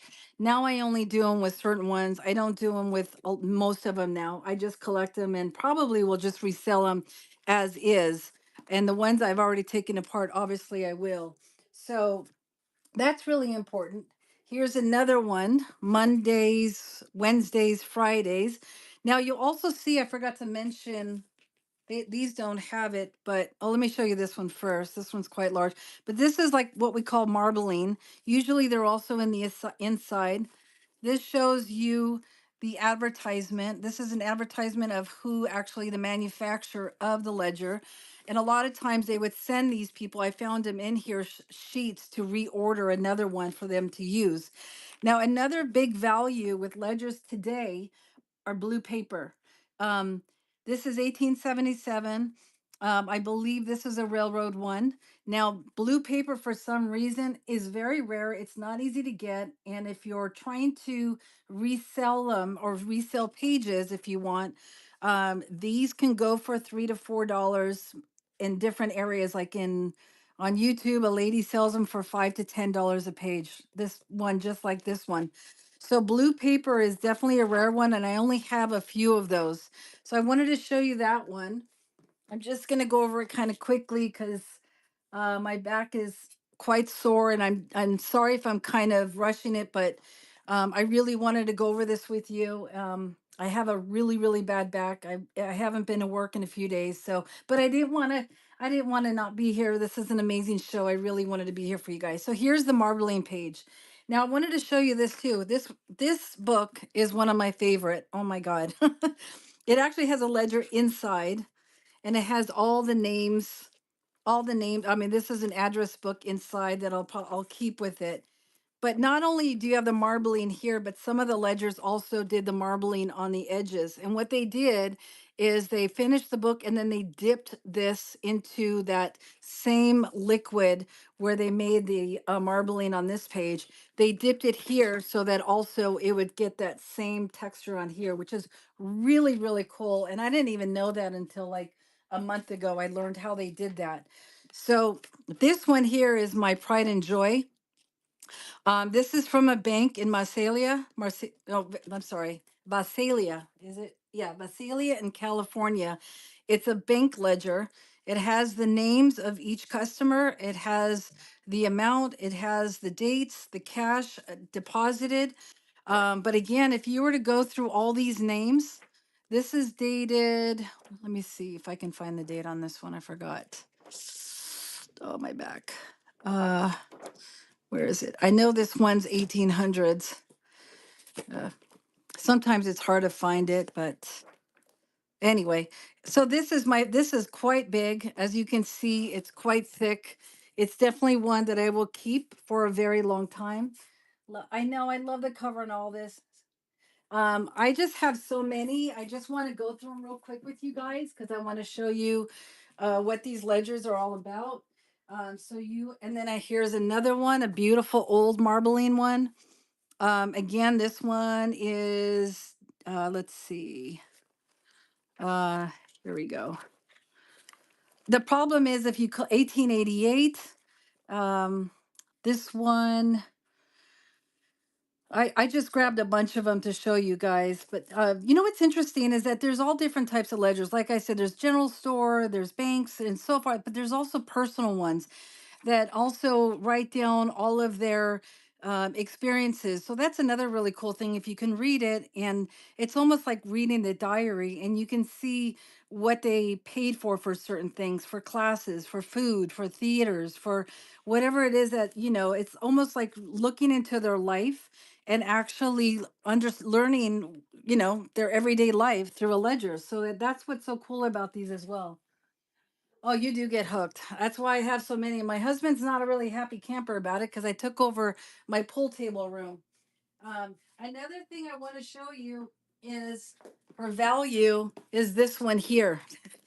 It's crazy. French ledgers are highly collectible. And I got this is my first French ledger I ever purchased. Actually from France. I had it sent here. 1914. I could probably sell this for, I don't know, at least a couple $100 on eBay. But it is because of the cursive writing, the beautiful writing. Um, they're a little bit different. They have the dark writing and then the lighter here. But I just wanted to let you know French is definitely something that is sought after, as well as Italian. Italian ledgers are another one that are very difficult to find. I actually bought a few of them. This is dated 1922. I can't read the writing, obviously, but I did take this one apart and I sold some pages, but I can't read the writing. But I just wanted to show that one to you. Um, Let me see this one. I think I showed. Here's another gorgeous one. Again, this shows the debtor and then the credit. But look again, the writing, you guys. This is what really just gets me. It's really about the beauty of it. I love the feel of the paper. I love the smell, which is crazy. I really do. My pool table room smells like old paper, unfortunately. Um, and then, of course, there's a few of you that bought this from me. This is a railroad one, leather bound, absolutely gorgeous. And this one has, look at the writing on here. Again, there's so many different names, stockholders' names. So this would be a real interest. I think Mighty Annie bought one of these from me. It would be really good to just take a look at the names, maybe do some checking to see who they are. You may find some very well-known names in here. So here's another good one. And then this one I came across not that long ago is called another marbling with the actual manufacturer right here. This doesn't have the marbling here, as you can see. This one is the Order of Eastern Star, dated 1923. And so this one I purchased maybe like a month ago. I've never had one of these before. So these are just the tip of my collection. I have so many more, but I absolutely love it. And it's because of, like I said, for me, it's more the beauty. It's more about the writing. Um, and definitely I do have some that I've already taken apart. I don't mind selling, selling pages, but like these I would never take apart again. I'm going to sell these all as one. So some of yours have some really awesome covers. Ah, Keisha, how are you? Nice to see you here. Here's another girl that has probably over 100 ledgers herself. I just learned, and I've known her for quite a while. But yes, I did look in, I Googled on the history of it. And to be honest, there was really no information. There was hardly any information on it. What I found, obviously, about, 7,000 years ago, which is fantastic. But again, you know what? When you buy and sell these, it's really about, is it wanted? Is it the right time? Are people looking for them? It's that particular person that wants that ledger. Maybe it comes from a state where it means a lot to them. It could just mean because it's pretty, just like me. So there's different reasons for it. But you have to put the value on it for what you feel it's worth, and that's how basically I do it. Don't we all have that little paper smell? Oh, most definitely. So, oh, you guys, I'm gonna finish it up. I didn't really put any. I mean, these are all quite expensive. I have one on here, if anyone really wanted one, but because my back is pretty sore, I didn't really have the opportunity to put them in here. But I'm selling this one at a good price. I'm starting at $55, which is really good. I've sold it as high as 145. But if anyone wants this one, it's 1900. I can run it. I'll go ahead and run it. And don't worry if you don't want it. I'm just gonna at least put one thing in here. You don't feel obligated at all, of course. But it is a beautiful ledger from a railway company, and this one is Canada Southern. Oh, Queen Bee, thank you, sweetie. Oh, you're so sweet. This is a beautiful ledger. One thing I love about this one, I think Mighty Annie, the reason why it's a leather bound, it's gorgeous. These are beautiful too, you guys, just to use as a decor. Put on your table, let's let it sit there. Let people come over when they visit and open it and take a look at what's inside. You have a conversation to spark, which is so amazing because how many people actually get to see ledgers? There's not that many people out there that really get to see what ledgers look like because people don't collect them. Not many of them. So, oh, thank you, TMD, and all of you for bidding on this. I so appreciate it. Thank you, guys. Thank you. Thank you. Uh, I really do appreciate it. So, thank you guys for being here. I'm going to, yay, it's for me. Oh, is it? Oh, cool. Thank you. Congratulations. So I would offer more, but I'm gonna get going because my back's out, and I'm gonna go ahead and raid someone. But thank you guys so much for being here, Marla. Okay, Is that what I put in? Is that her actual name? Um, is that her whatnot name? I will check on Marla. Okay. Thank you guys. Yeah, I've been out of work for a few days. My back went out last Friday, so oh, come here. Here's my kitty cat. Oopsie. Sorry. Um, so thank you guys. Thank you. I appreciate it. It was awesome. Um, Mid auctions. Oh, Marla is Schmidt Auctions. Ouch.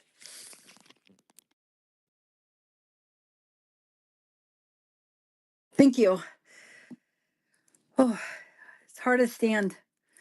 Um,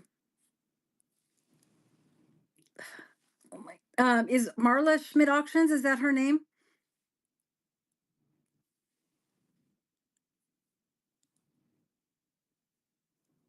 Yes. Okay. Thank you. Let me.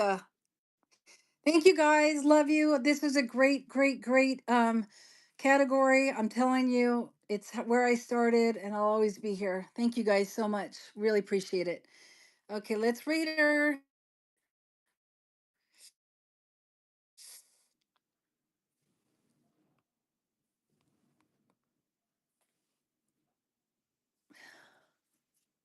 There we go. Come on. Here we go. And just called me, hello, Set the Raid. Hi, you guys. How are you doing? So I pinned a giveaway. I have some linen postcards for you guys. TMD, you never mentioned these kind of cards with the like scalloped edges. Do those have a particular name? Can you guys see how they're like fancy cut there? So you get this one. You get this one, and you get this one in the giveaway. All nice linens. Divided backs. This one's written on. Okay. Thank you, guys. Gina, thank you so much for doing that. I know your back was bothering us, but oh my gosh, those were beautiful ledgers, and I would have been remiss had we not seen them, right, you guys? Phew. Pengy, did you? I know. That's what I was laughing. I was like, oh my gosh, Pengy just called me. So you see, that's what I was doing when I was checking my phone messages in between shows. I called you accidentally. So who got that last ledger? Did you get it, Pengy? Pengy's like a one-way valve with ledgers. As far as ledgers are concerned, they go in her house, but they never go out. Thank you, Texas Jesse. Yes. I was looking at your profile. It didn't look like you were a seller yet, but you were very educated on everything, and I'm very interested. Were you the one that was into hoodoo? So I don't know if you'd want to talk about that, but yeah. Well, we're all here. The ephemera community is here for any new sellers that want to jump on board. Ledgers, you found your people. Yeah, so thank you guys for joining us for the very first F Talks. We weren't sure how this was going to go. I wasn't sure how many people were going to be interested in participating. I wasn't sure how long they were going to want to participate. So I think we learned a few things tonight, and feel free to throw out any suggestions in the chat. And my sellers, we have our group chat. If you guys want to throw out any suggestions there for the next upcoming one, I'm open to that. I think we might need a longer time span next time. And I like the shortness of it.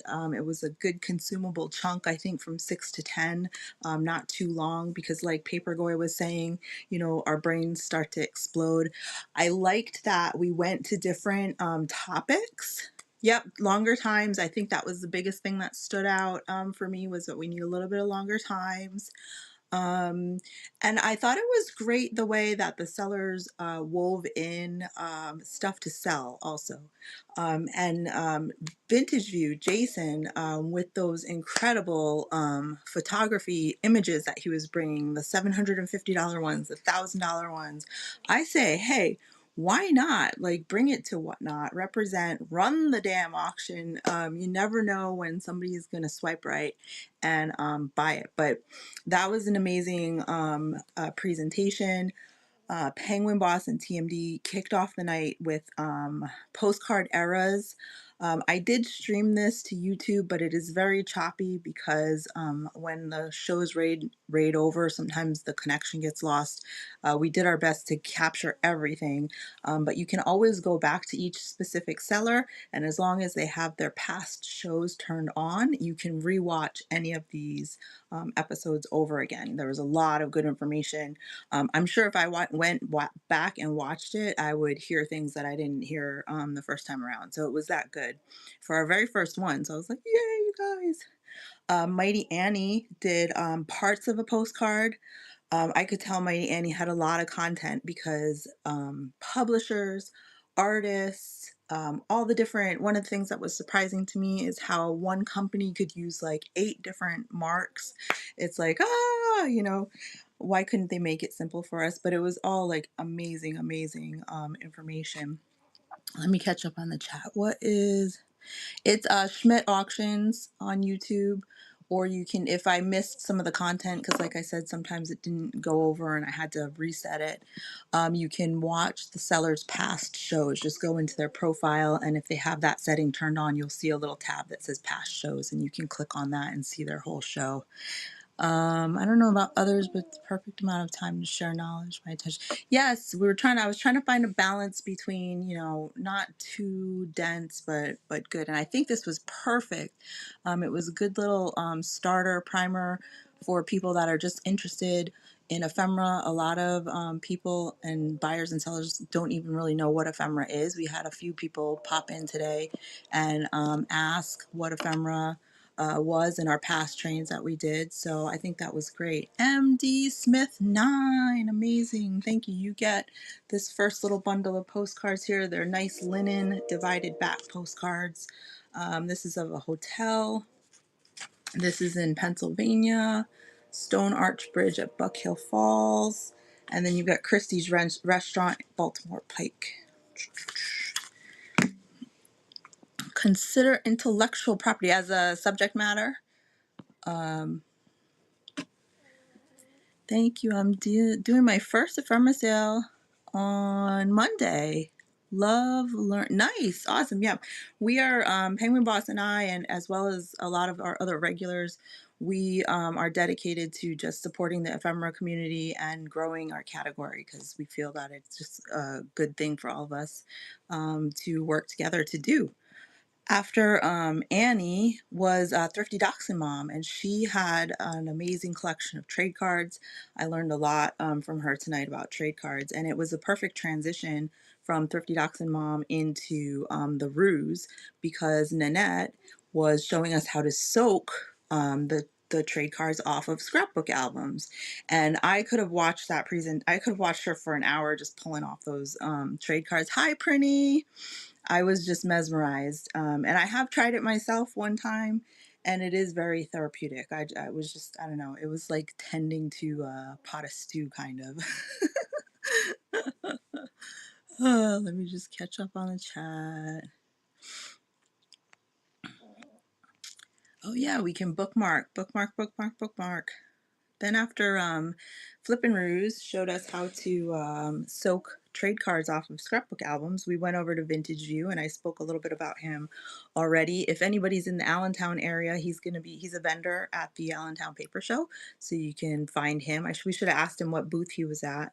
When you go in, he's usually in the second hall on the right-hand side, but they sometimes move around, sometimes not. He had an amazing collection of images. Oh my gosh, Prinny, are you here still? Prinny, I don't know if you would go this far for your husband or how much he loves cigars, but Vintage View showed us I think it was like an 1800s image of a cigar and tobacco store, and cigar was spelled, I think, SIGAR, and out front of the store was an African American couple with their children, and they were the proprietors and owners of the store. It was just like a really crazy, unique image. It's the 4th and the 5th. I think that's next weekend already, Millicent. So maybe if anybody wants to drive on up, I will meet you there. Vintage View. I think that was was that the $750 image, Pengy? Yeah, tell her all about it. But it was an amazing image. Then after, and he had some other ones too, but that was just one that stood out to me. Historian Emporium, they were the skeleton one. Was there? Oh, yeah, that was cool too. The pile of skeletons. Ooh, but was that from the plague, I think? I am not selling at Allentown. I will be walking Allentown. So if you guys are looking for anything, I can look for you or I can pop up or whatever. We have a Instagram chat if anybody wants to be part of the Allentown Instagram chat. I can hook you up. Just message me. Oh, that's right. That was from Cuba. Yep. So see, I don't know. I thought of Prinny when I saw that. And then after Historian Emporium was, they went over fashion. Did you guys enjoy that? I thought that was a really neat take on how to date fashion through, or how to date photos through fashion. And yeah, me too. And now I'm going to look for those puffy sleeves. And before the puffy sleeves was the V waist and the puffy skirt. Then it was the bustle. Then it was the puffy sleeves. And then so now I just have this whole progression in my head of outfits. So that I really appreciated. I was not sure what to expect with that talk. And so I was pleasantly surprised with all the information that we got there. The old style Photoshop. Yeah, exactly. Right. Where it just, you know what? It reminds us that, like I forget who it was, but Jackie Jack said history repeats itself, and we just forget sometimes because we're like, 150 years past. All right, so after Historian Emporium was Papergoy, and he delivered a lot of good information about magazines. He is part of the $1 Million Peddlers on YouTube, so he's very an interesting, presents lots of different topics, him and Mr. Magazine. After this training, my process went up $100 a picture. Nice. What do you do? MCUA. What do you do? MEC. Makua? Yay! JTV? No, JJV. Is that what that said? Boy, that went away fast. I didn't even show the second giveaway. So more crispy linens. Pretty, pretty, pretty. These are all flowers. So this is Rose Gardens in Allentown, PA. Oh, this is in honor of the Allentown Paper Show. That's why I put this lot together. So this is Allentown, PA. This is also Allentown, PA. The flower stands, and these are all in really nice condition.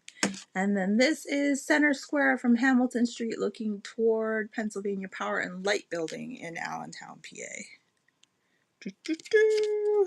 Yeah, these were in good shape. I live in Pennsylvania, and I bought out a collection a long time ago. So I have like a lot of Allentown, a lot of Pennsylvania postcards. So do you guys remember Papergoy was talking about the Addams Family cartoons in, I can't remember what magazine he said, but I just got these last weekend, and I remember looking at it going, oh, that's crazy. The illustrator's name is Charles Addams, and it's of the Addams family, and I was like, what? And then didn't Papergoy just reference this in his talk? So that's probably backwards, but there's the Charles Addams. And then there's the Addams family down there. The Addams family is up here, about to pour the cauldron of something on the trick-or-treaters, I guess. So didn't he say these were like $30? I was like, I was gonna bring them to my Halloween show for $5. So now I'm gonna look it up. So this one is the Three Witches on that one. And this one is, we love ephemera for various reasons. From a reseller standpoint, it's often overlooked. People go for the big flashy stuff. It's often overlooked in people's filing cabinets all the time. So take the time to buy those $2 and $5 box lots and go through them. This was why I bought this lot. So this lot came together. And the reason why I bought it was because it has book plates from Dante's Inferno. And I knew these were valuable, so I wanted these specifically. And then in them was mixed up the Dante's Inferno. Yep. Aren't those amazing? And I was just keeping a lookout for Halloween stuff. And I saw the book plates. If I had the whole book intact, I think it was like a $500 book. I just have the book plates, but hey, they're still cool art pieces. All right, you guys, we're going to go over and raid somebody. Can you guys find me somebody to raid? Because I think where I was going to raid is no longer on anymore. Boards and covers advice. Okay. Denise, you can shoot me a message to direct if you have a list of topics you want us to try to cover. You guys do an amazing job with a lot of extra. Yes, we are all volunteers. We cannot do this without you. I was gonna raid the midnight train or whatever, yeah, but I couldn't find who was on after Fancy Cat Vintage. Oh, thank you so much for the tip. You did not have to do that. But yes, Penguin Boss in the chat there, my mod and myself, we basically just organize ephemera trains and stuff. So if you guys want to send us messages about ideas you have, or if anybody wants to collaborate with us for ephemera trains, we're open to that. Yes, if anybody in the chat, Mighty Annie was saying there's a paper show in Missouri, I think earlier, right?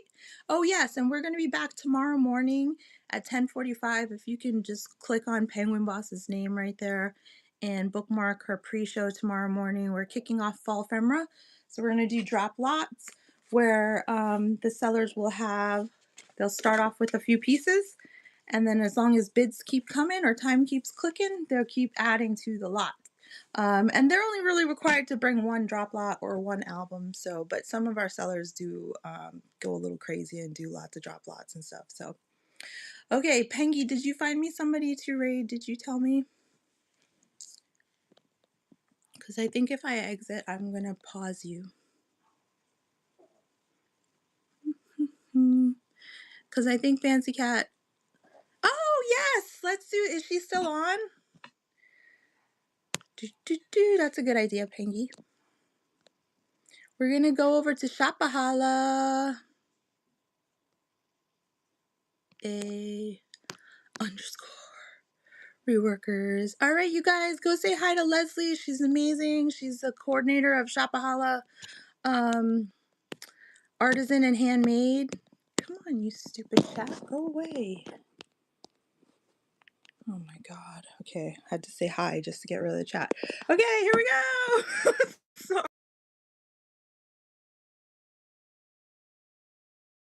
Listen, when I tell you, I see Penguin Boss. My friends, what's going on? Hello. Happy Friday. Welcome to Shapahala, the best of handcrafted and artisan. I am the caboose. So different people, I see different names. Mr. Ornament, Schmidt Auction, Penguin Boss, all Shapahala coordinators in different categories, Schmidt Auction and Penguin Boss, Ephemera, Mr. Ornament, Vintage, did I miss anybody? But thank you for coming in. So you had the ephemera talk. How did that go? Vineyard, vintage yard. Welcome in. All the raids. Let me run one more giveaway. Y'all get in. I do already have it set up. Here's some motivational stickers. It's a bunch of these. This train is like phenomenal, right? Shapahala is like fantastic. Like, it's been some ups and downs. It's been some kind of challenges and things. So everybody that just came in, if you came over for soap, let me know. If go into the auction real quick and kind of scroll, everything's in order. The aloe vera soap is really great for your skin. My name is Leslie. I'm a Reworker's Passion. If you don't know me, I have been on the app for 2.5 years, been selling officially for two years and 2 months. And before I came to the app, I did all the things. I've been selling professionally for 25 years. I work for myself on a 24/7 basis, not a 9 to 5. Thank you, Word Adventures, Bonnie. We appreciate you. And Bonnie at Word Adventures is my co-coordinator for Shapahala, the best of handcrafted and artisan. She is a superstar because she works businesses and everything during the week. And she still does this and does all kinds of things here on the app. But I do sell soap. I've been selling soap for a year, and I've just been kind of playing around with it. So a lot of things are small batch. So whatever you see, thank you so much for getting that bar of soap. If you do want to try some soap, you can go.